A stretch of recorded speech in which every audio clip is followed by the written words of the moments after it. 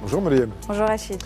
La presse qui se penche sur le déploiement du plan Maroc numérique 2030. Qu'est-ce que le plan numérique Maroc 2030 ? Eh bien, c'est Maroc Hebdo qui nous l'explique, en particulier en reprenant les dires de la ministre Amel Fellah El-Serrouchni, donc ministre de la Transition numérique. Elle explique que c'est un plan qui va s'axer sur deux piliers en particulier. Le premier va toucher à l'administration. L'idée est d'alléger, simplifier, expliciter les procédures aux citoyens marocains. Et deuxième axe, c'est donc l'économie numérique, essayer bien évidemment de la développer. C'est donc une réforme qui est menée par une cellule de plus de 300 personnes qui sont chargées justement de mettre en place une feuille de route pour moderniser ces deux secteurs, donc via le numérique. Et donc on parlait de numérique concernant l'économie, et l'économie tient bien évidemment sur le travail, un travail aujourd'hui via le digital, via les plateformes, mais Express nous indique qu'aujourd'hui c'est un secteur qui est appelé à être régulé. Alors pourquoi ? Parce qu'on le sait aujourd'hui, c'est un secteur qui permet à énormément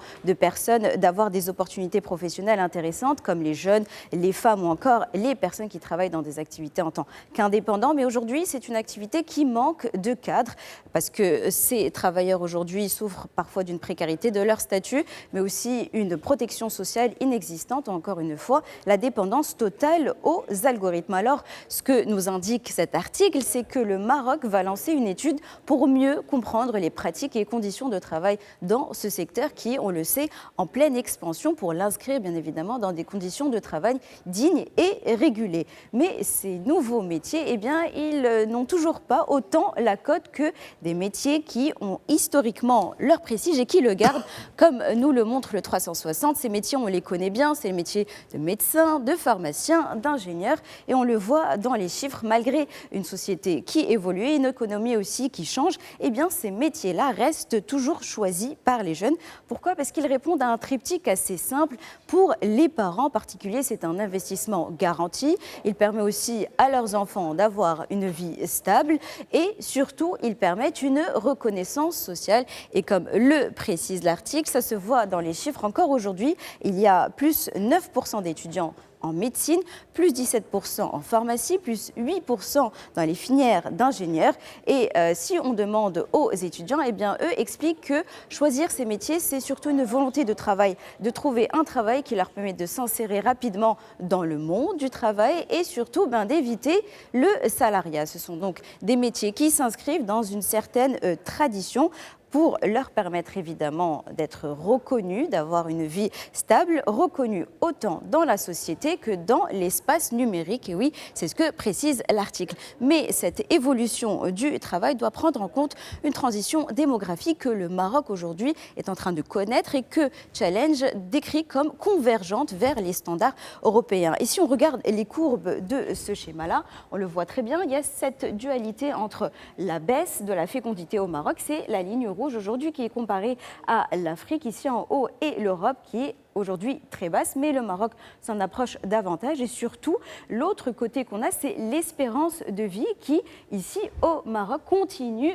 d'augmenter pour atteindre aujourd'hui plus de 79. Et oui, c'est l'âge moyen de l'espérance de vie. Donc, toutes ces évolutions du monde du travail, toutes ces mutations doivent évidemment prendre en compte cette démographie autant que la modernisation et la numérisation de l'emploi, le tout pour évidemment permettre une croissance inclusive et durable. La presse met à l'honneur aussi les femmes africaines. Femmes africaines qui sont mises à l'honneur par Forbes Afrique. Et on le voit, c'est une édition digitale collector même qui met en avant plus de 50 femmes africaines qui sont aujourd'hui considérées comme inspirantes dans différents secteurs. On le sait, dans des femmes d'affaires, des sportives, des artistes ou encore des femmes politiques, à l'image de la femme qui a été choisie pour faire cette couverture, qui n'est autre que la première ministre de la République démocratique du Congo, Judith Suminwa Tuluka. Et donc l'article revient sur un chiffre aussi particulier. Les femmes africaines permettent d'atteindre un score assez élevé, un record mondial. En effet, elles sont plus de 27% à avoir aujourd'hui un commerce. On l'a dit, c'est un record mondial et c'est aussi une activité qui peut peser jusqu'à 30% du PIB dans certaines régions du monde. Des femmes, donc, à l'impact économique majeur. Et donc, c'est un constat qui est aussi partagé par le Financial Africa Afrique à travers l'analyse de Serge Kouamélan, qui est directeur exécutif de l'Association professionnelle des banques et établissements financiers de Côte d'Ivoire. Il titre « La prochaine révolution économique africaine sera portée par des femmes ». Lui aussi revient sur ce chiffre très intéressant, 27% de femmes qui font du commerce au niveau du continent, mais il pose ce chiffre-là à côté d'un autre qui est le sous-financement de leurs activités. En effet, ça ne leur permet pas de développer leur commerce ou d'accélérer leur activité. Et ce manque de financement, ce déficit est estimé à plus de 40 milliards de dollars rien qu'en Afrique subsaharienne, car derrière ce manque, évidemment, c'est toute la transformation de l'économie africaine qui est en jeu malgré les chiffres de croissance élevés que connaissent les pays africains. Autre difficulté, effectivement, que connaissent les femmes et qui est rapportée par La Vérité, eh bien, c'est ce passage de l'université au chômage, non pas à l'emploi, mais bien au chômage. C'est ce que titre La Vérité. C'est un paradoxe, justement, qui écarte les talents féminins du marché du travail. Une étude qui est basée sur des chiffres ici au Maroc. Et donc, ces chiffres viennent du CESE. 56% des filles aujourd'hui choisissent des filières scientifiques, mais au travail, elles ne sont que 19%. Oui, c'est une chute énorme des chiffres. Deuxième élément, c'est que plus d'un tiers des femmes diplômées au Maroc ne travaillent pas. Et l'article résume cette idée par une phrase très parlante: le pays gaspille ses talents les plus précieux. Malheureusement, les raisons sont toujours les mêmes. Les représentations sociales qui sont aujourd'hui intériorisées et même érigées en vérité. On considère toujours que les femmes sont davantage chargées des tâches domestiques et les hommes, eux, chargés des finances et donc d'avoir un emploi.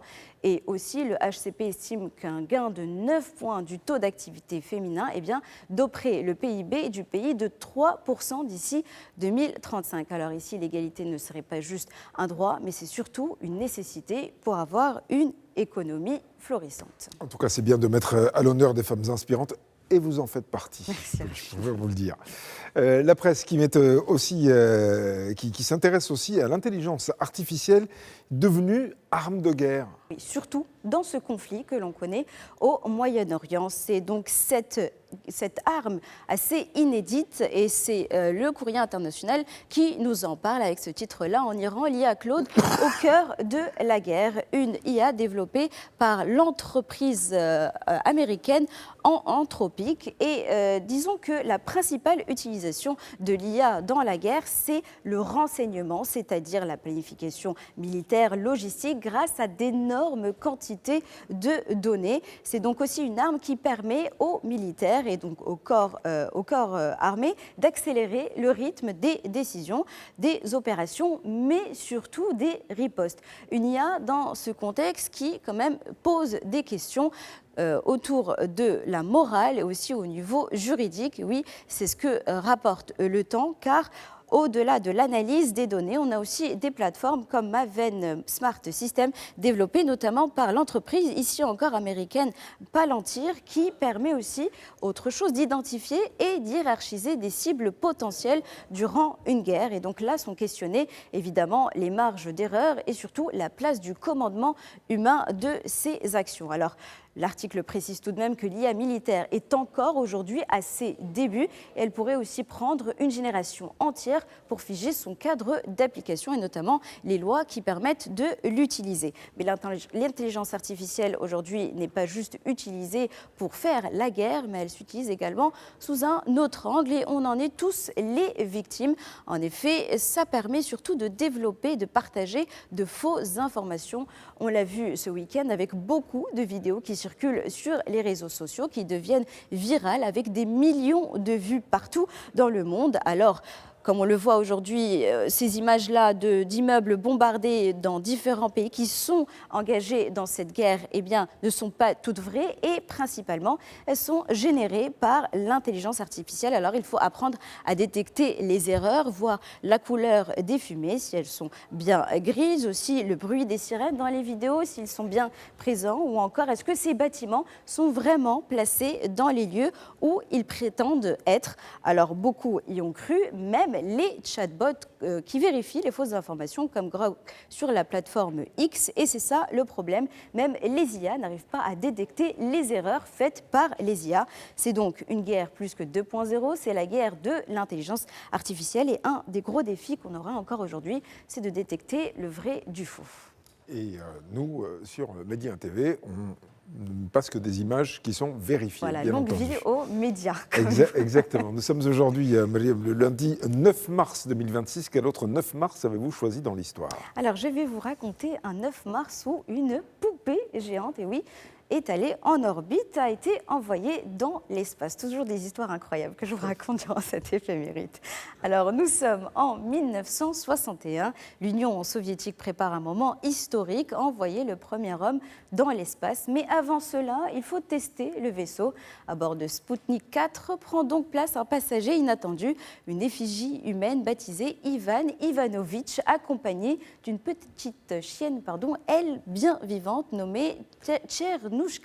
Le mannequin est donc conçu pour reproduire le poids et les réactions d'un corps humain. Il est équipé de capteurs, d'un microphone et installé dans le siège du futur cosmonaute. Le vol dure 1h41 et tout se déroule parfaitement bien. La capsule revient sur Terre et sans incident. Et un mois plus tard, l'essai ouvre la voie à une mission bien plus célèbre, car le 12 avril exactement de la même année, Youri Gagarin devient le premier homme de l'histoire à aller dans l'espace. Merci beaucoup, Mariam Kokaïna, pour cette revue de presse.